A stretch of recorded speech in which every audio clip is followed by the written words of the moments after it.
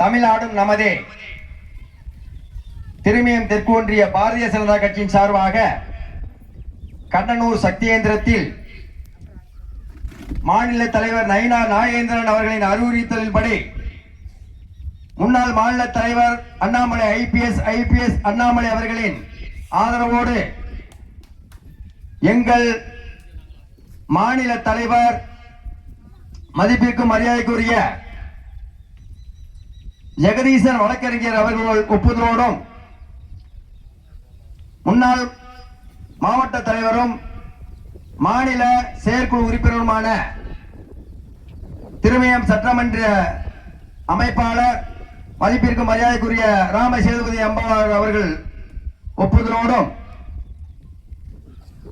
மாநில அரசு தொடர்பு பிரிவு மாநில செயலாளர் அருமை நண்பர் ஆதவ செல்வகுமார் அவர்கள் ஒப்புதலோடும் இந்த சக்தியேந்திர கூட்டத்தை மிக அருமையாக நடத்திட வேண்டும் என்று மாவட்ட தலைவர் போட்ட கண்டிஷனோடு 17ஆம் தேதி துவங்கி 28ஆம் தேதி முடிவதற்குள் மாநில தலைவர் அறிவித்தபடி தமிழ்நாடு முழுவதும் 24,000 இடங்களில் சக்தியேந்திர கூட்டம் நடைபெற வேண்டும் என்று 2-3 நாட்களிலே இந்த சிறப்பான கூட்டத்தை ஏற்பாடு கொடுத்து சிறந்த முறையில் தெற்கொன்றிய தலைவர் அருண்குமார் அவர்களே, ஒன்றிய பொதுச் செயலாளர் கணேசன் அவர்களே,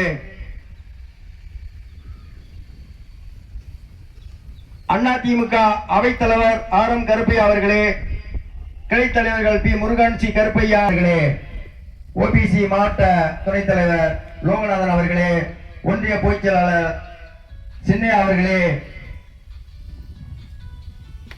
மற்றும் தமிழகத்திலே ஒரு மாற்றான கட்சி, தமிழகத்திலே ஒரு அருமையான கட்சி ஆட்சி செய்ய வேண்டும் என்பதற்காக 2026 சட்டமன்ற தேர்தலிலே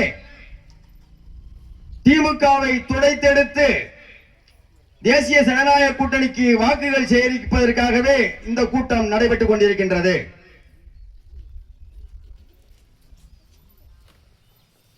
திருநீர் வைக்கும் கையாலே, குங்குமம் வைக்கும் கைகாலே சுந்தர மாகாளி அம்மன் பிரசாதத்தை ஏற்றுக்கொண்டு நாம் எல்லாம் அதன் காலடியிலே இருக்கின்றோம். அப்படி இருக்கும் சுந்தரமாளிக்கே நாளைக்கு ஒரு கோயில்ல சாமி மூடுவது என்றால் கூட நாம் கோயில்ல போய் அறநிலைத்துறையில் போய் கேட்க வேண்டியிருக்கு. இந்த இன்னல்கள்லாம் மாறணும். நம்ம நிம்மதியாக நம்ம கோயில் எல்லாம் சாமி மூடணும் அப்படின்னா திமுக ஆட்சி இருக்கக்கூடாது.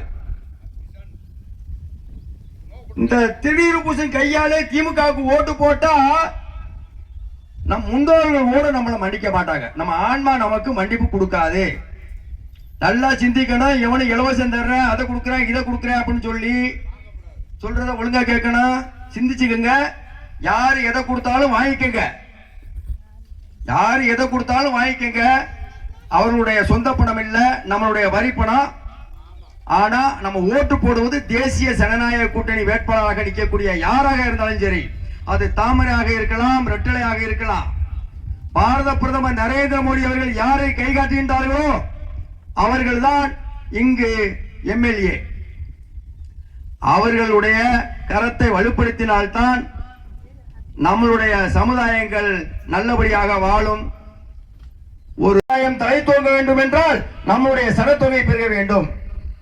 2021 ஆட்சியிலே மதிப்பிற்கும் மரியாதைக்குரிய எம்பி கனிமொழி அவர்கள் நாங்கள் ஆட்சிக்கு வந்தால் மதுக்கடைகளை மூடுவோம் என்று சொன்னார்களா இல்லையா? அதுக்காக மதுக்கடையில ஊடிடுவாங்கன்னு சொல்லி தானே நீங்க ஓட்டு போட்டீங்க. மதுக்கடையை மூடல. மேற்கொண்டு 500 கடை 5000 ஆச்சு, 5000 7000 ஆச்சு, மாறி ஓடிட்டே இருக்கு. திமுக எம்பி எம்எல்ஏ மதுக்கடைகள் பூரா இருக்கு. அவங்க நினைச்சிருந்தாக்க ஒரு கையெழுத்திலே எல்லாத்தையும் மூடி இருக்கலாம். 2021 ஓட்டு கேட்பதற்கு மட்டும் நாங்கள் மதுக்கடைகளை மூடுவோம் என்று சொல்லிவிட்டு கண்காணிக்கப்பட வேண்டும். ஏனென்றால் பிள்ளைகள் ஸ்கூலுக்கு காலேஜுக்கு போகும்போது காலேஜுடைய நுழைவாயிலே போதைப் பொருள்கள் முட்டாய் வடிவ ரூபத்திலே இருக்கின்றது. தம்பி இந்த முட்டாயை சாப்பிடுங்க உங்களுக்கு நல்லா இருக்கும் அப்படின்னு சொல்லுவாங்க. அது முட்டாயா போதைப் பொருளான குழந்தைகளுக்கு தெரியாது. அதை வாங்கி தின்று கொண்டு ஸ்கூல் அங்கே போய் நடத்த போகும்போது மாணவர்கள் ஆசிரியர்கள் நடத்தும் பாடத்தை கவனிக்க தவறுகின்றனர். இதெல்லாம் மாற வேண்டும் என்றால் தமிழகத்தினுடைய திமுக ஆட்சியை அடியோடு ஒழிக்க வேண்டும். 234 தொகுதிகளிலும் திமுகவை டெபாசிட் இழக்க வேண்டும் என்று கூறிக்கொண்டு எங்களுடைய மாவட்ட தலைவர் எல்லாரும் அடுத்த நிகழ்ச்சிகளுக்கு போக வேண்டியிருப்பதால் காலத்தின் அருமைகிரி நன்றி கூறி விடுகிறேன். நன்றி, வணக்கம். அடுத்தபடியாக அரசு தொடர்பு பிரிவு மாநில செயலாளர் ஆதவா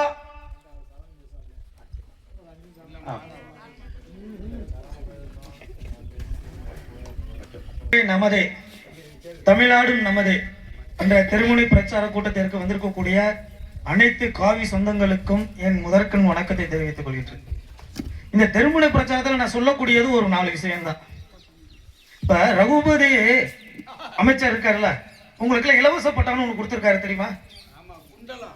அந்த இலவச பட்டா நான் 1000 பட்டா அப்படின்னு சொல்லி நம்ம ராங்கியத்தில் கூட கொடுத்திருந்தாங்க. இது எல்லாம் கணக்குல ஏறி இருக்கான்னு உங்களுக்கு எல்லாம் தெரியுமா?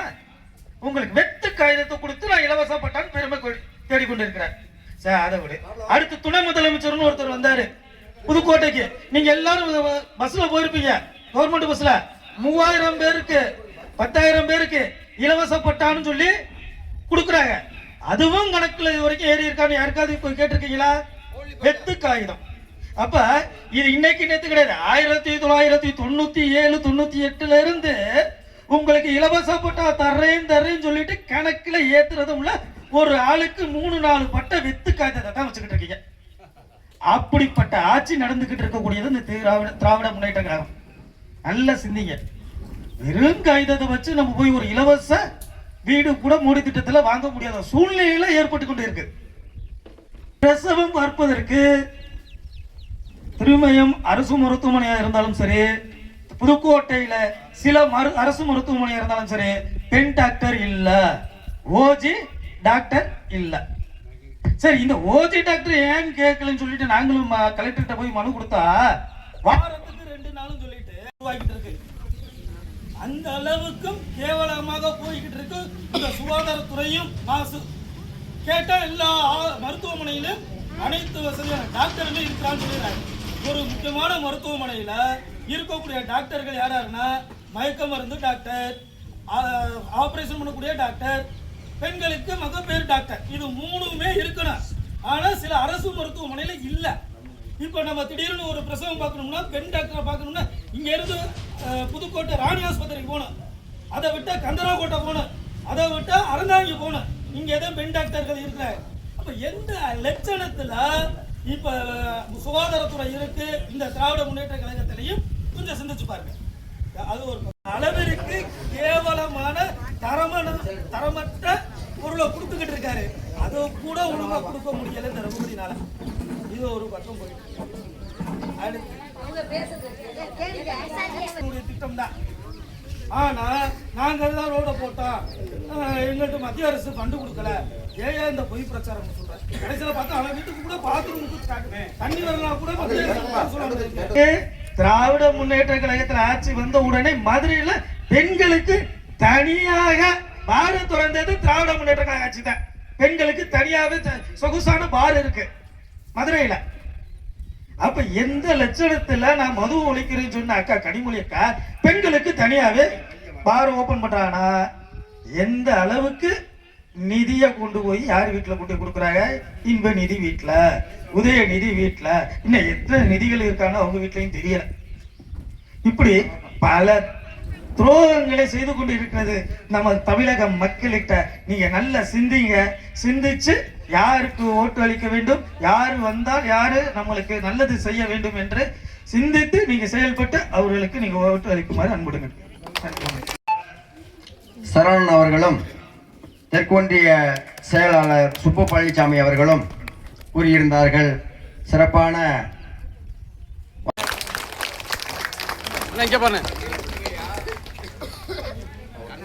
அண்ணனூர் கிராம மக்கள் அனைவருக்கும் என்னுடைய மாலை வணக்கத்தை தெரிவித்துக் கொள்கிறேன். நாம ஏன் இப்ப இந்த தெருமுனை கூட்டம் நடத்திக்கிட்டு இருக்கோம் அப்படின்னு சொல்லி சொன்னா, நீங்க நல்லா தெரியும், எப்படி ஒரு கிழவனை வந்து குமரன் மாதிரி ஆக்கி இன்னைக்கு நடக்க விட்டு பண்ணிக்கிட்டு இருக்கிறாங்களோ அதே மாதிரி இன்னைக்கு ஒரு ஜோடனை பண்ணியக்கூடிய ஒரு ஆட்சி தான் நடந்துகிட்டு இருக்கு.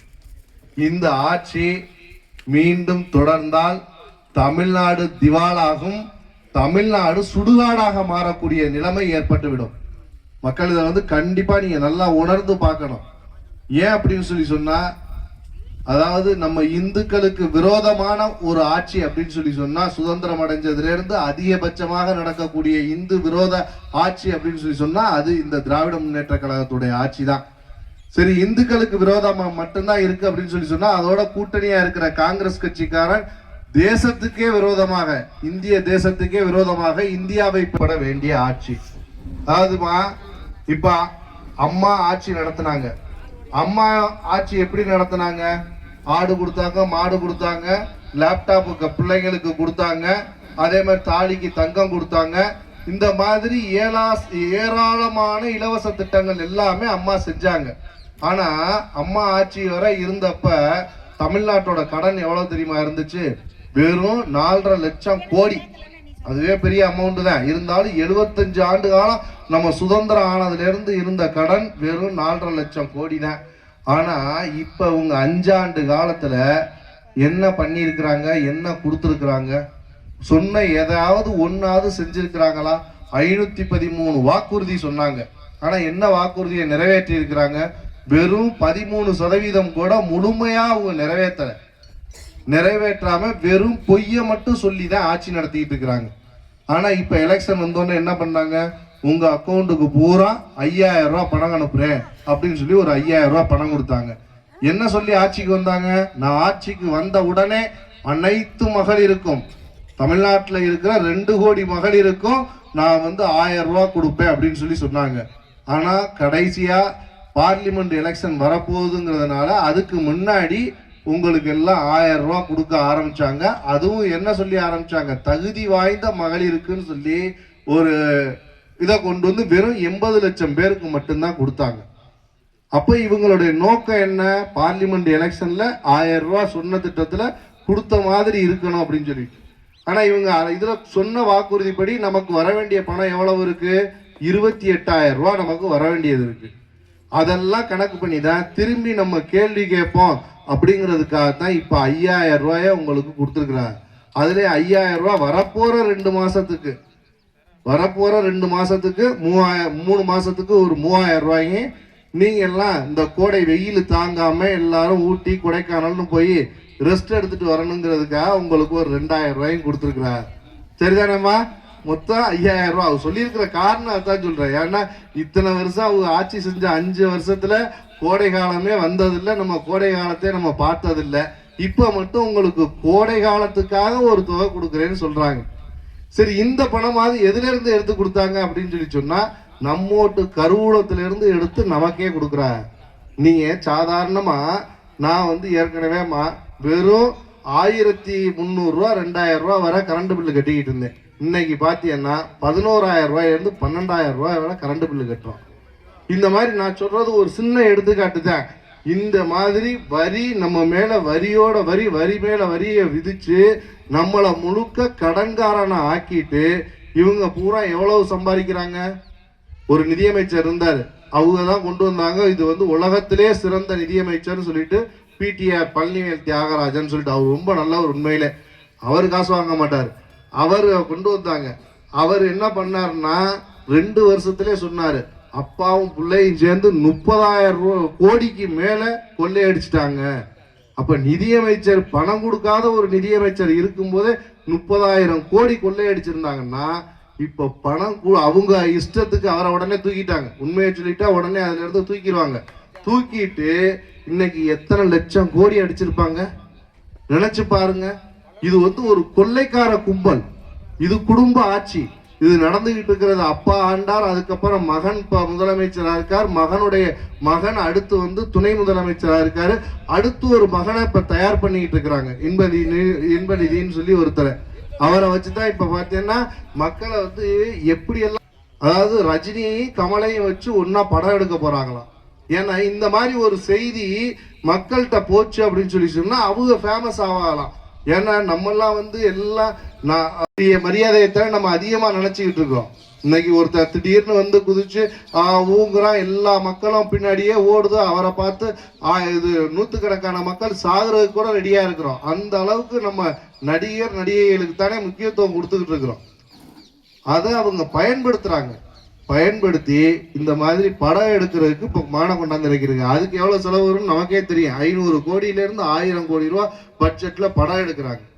இந்த மாதிரி இவங்க பண்ணிட்டு இருக்க இன்னைக்கு பார்த்தீங்கன்னா ஏடிஎம்கேலேருந்து யாரெல்லாம் ஊழல் அமைச்சர் அப்படின்னு சொல்லி ஒதுக்கி வச்சிருந்தாங்களோ அவங்கள பூரா கொண்டாந்து அவங்க கட்சியில சேர்த்துக்கிட்டு இன்னைக்கு கரெக்டா யாரு கமிஷன் கொடுப்பா அவங்கள மட்டும் அமைச்சரவையில வச்சுக்கிட்டு இன்னைக்கு ஆட்சி நடத்திக்கிட்டு இருக்கிறாங்க. சரி, நம்ம ஏரியாவுக்கெல்லாம் புதுக்கோட்டையில 2 அமைச்சர் இருக்கிறாங்கல்ல, 2 அமைச்சர்கள் இருந்தா எவ்வளவு செஞ்சிருக்கிறான். ஏற்கனவே நமக்கு தெரியும், ஒரு அமைச்சர் தான் அதிமுக காலத்துல இருந்தாங்க. அவங்க வந்து இந்தியாவே திரும்பி பார்க்கிற மாதிரி தமிழ்நாட்டுக்கு மட்டும் 11 மருத்துவ கல்லூரியை கொண்டு வந்தாங்க. அது மாதிரி ஏராளமான திட்டங்களை நம்ம மாவட்டத்துக்கு செஞ்சாங்க.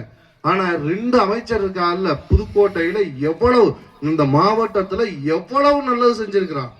ஏதாவது செஞ்சாங்கன்னா உங்களுக்கு தெரிஞ்சு இந்த ஊர்ல இந்த திருமயத்துல எத்தனை தடவை கண்டினியூவா தொடர்ச்சியா அவர் வந்து எம்எல்ஏவா இருக்காரு, இப்ப மினிஸ்டரா இருக்காரு, என்ன பண்ணியிருக்காரு, உங்களுக்காக என்ன பண்ணியிருக்காரு, எதை திறந்து வைக்கிற வர்றாரு தெரியுமா? ஒரு அமைச்சரு சாதாரண ஒரு சுற்றுப்பயணம் பண்ணிட்டு இருக்கிறாங்க. நீங்க நல்லா பாருங்க, ஏதாவது ஒரு 100 கோடியில திட்டம், 200 கோடியில திட்டம் உங்களுக்கு இதை செஞ்சு கொடுத்தேன் அப்படின்னு சொல்லி ஏதாவது செஞ்சிருக்கிறாங்களா? இன்னைக்கு நீங்க விவசாய பகுதி இவ்வளவு பேர் இருக்கிறோம், விவசாயத்தை சார்ந்து இருக்கிறோம். இன்னைக்கு உங்க நெல்லு மூட்டையெல்லாம் அறுத்தா அதை கொண்டு வைக்கிறதுக்கு குடோன் இருக்கு, துரும்பு அள்ளி போட்டா கூட அதுக்கு ஒரு காரணம் இருக்கும். காரணம் இருந்தா மட்டும்தான் செய்வான். இன்னைக்கு 5000 ரூபாய்க்கு உங்களுக்கு கொடுத்துருக்காங்க அப்படின்னு சொல்லி சொன்னா இன்னும் அடுத்து வர்ற எலெக்ஷன்ல உங்கள்கிட்ட இருந்து ஓட்டு வாங்கணுங்கிறதுக்காக மட்டும்தான்.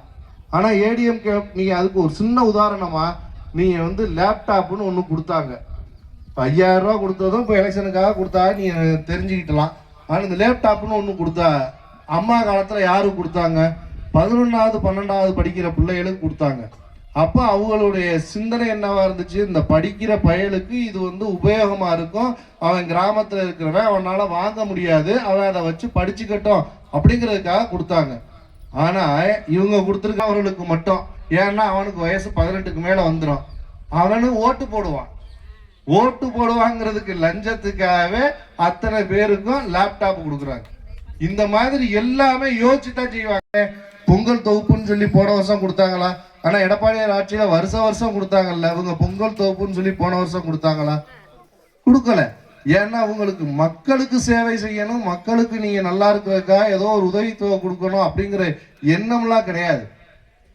இதே கொள்கையோட இருக்கிறவர் தாமா, அதாவது நம்ம பாரத பிரதமரும் மக்களுக்கு சேவை செய்யணும் அப்படிங்கிற எண்ணத்தோட இருக்கிறவர் ஆட்சிக்கு வந்தோன்னு. ஏன்னா நம்மள மாதிரி குடும்பத்துல பிறந்தவங்க, நம்ம சாதாரண கிராமத்துல ஒரு 5 பேர்ல அவர் ஒருத்தரா பிறந்தவர். அதனால மக்களுடைய கஷ்டம் என்னன்னு அவருக்கு தெரியும். என்ன பண்ணார்? 2014 ஆட்சிக்கு வந்த உடனே கிராமம் தோறும் டாய்லெட்டை கட்டு, ஒரு இந்தியா முழுவதும் எல்லாரும் யாரும் வெளியில போக கூடாது, டாய்லெட் கட்டுன்னு சொல்லி டாய்லெட் திட்டம் 12,000 ரூபாய் கொண்டு வந்தாங்களா? அடுத்து என்ன பண்ணாங்க? உடனே நீ குடியிருக்கிறதுக்கு வீடு வேணும், தாசு வீடுன்னு சொல்லிட்டு 2,60,000 ரூபாய்க்கு வீடு கொடுத்தாரா?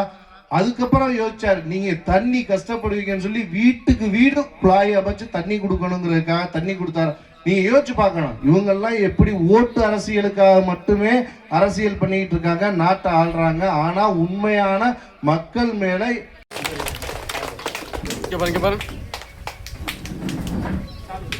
அவர்களே மற்றும் இந்த ஒன்றியத்தை திறம்பட வழிநடத்தி கொண்டிருக்கும் சகோதரர் திரு அருண்குமார் அவர்களே மற்றும் சிறப்பு ஆதவ செல்வகுமார் அண்ணன் அவர்களே மற்றும் சரவணன் மற்றும் திருமயம் வடக்கு ஒன்றியத்தின் தலைவர் திரு ராஜா அண்ணன் அவர்களே மற்றும் அதிமுக சுருக்கமாக முடிச்சுக்கிறேன். அதாவது நீங்க 2 முதலமைச்சரை ஒப்பிட்டு பார்க்கணும். போன தவணை இருந்த ஐயா எடப்பாடியார் ஐயா எவ்வளவு, இப்போ இருக்க ஸ்டாலின் எப்படி அப்படின்னு நீங்கள் நினச்சி பார்க்கணும். ஒரு முதலமைச்சருங்கிறது காமராஜருக்கு அப்புறம் ஒரு எளிமையாக பழகக்கூடியவர், ஒரு விவசாயத்தை குடும்பத்தை சார்ந்தவராக இருக்கக்கூடியவர் ஐயா எடப்பாடியார் அவர்கள். இந்த பக்கத்தை எடுத்துக்கிட்டேன்னா இது ஃபுல்லாக கார்ப்பரேட் கம்பெனி. அது ஸ்டாலினாக இருக்கட்டும், உதயநிதி ஸ்டாலினாக இருக்கட்டும், அவர் மருமைய சபரீஷனாக இருக்கட்டும், அவங்க மக கருணாநிதி மக கனிமொழியாக இருக்கட்டும், எல்லாமே கார்ப்பரேட் கம்பெனி. இவங்களுக்கு அரசியலுக்கு எந்த சம்மந்தமும் கிடையாது. அவங்க அரசியலில் ஒரு பிஸ்னஸாக பார்க்குறாங்க, சேவையாக பார்க்குறது ஐயா எடப்பாடியார் அவர்கள். ஒன்று நீங்கள் தெரிஞ்சுக்கணும், இனி வரப்போகிற இதில் திமுகவே வந்தால் கூட நடத்துகிற கவர்மெண்ட் நடத்துறதுக்கு பணம் கிடையாது. ஏன்னா 10 லட்சம் கோடி கடன் வாங்கியாச்சு. கிட்டத்தட்ட தமிழ்நாட்டை வரலாற்றிற்கு சொந்தக்காரர்கள். அப்பேற்பட்ட வரலாற்றிற்கு சொந்தக்காரர்களான புரட்சித் தலைவர் பொன்முனச்செம்மல் எம்ஜிஆர் அவர்களையும் இதய தெய்வம் அம்மா அவர்களையும் வணங்கி எல்லாம் வல்ல அருளை தரக்கூடிய நமது சுந்தரமாகாளி வணங்கி இந்த தேசிய ஜனநாயக கூட்டணி சார்பில் பாரதிய ஜனதா கட்சியின் சார்பில் நடக்கும் அவர்களின் ஆலோசனையின் பேரில் கலந்து கொண்டு சிறப்புரை செய்ய வாய்ப்பளித்த நமது புதுக்கோட்டை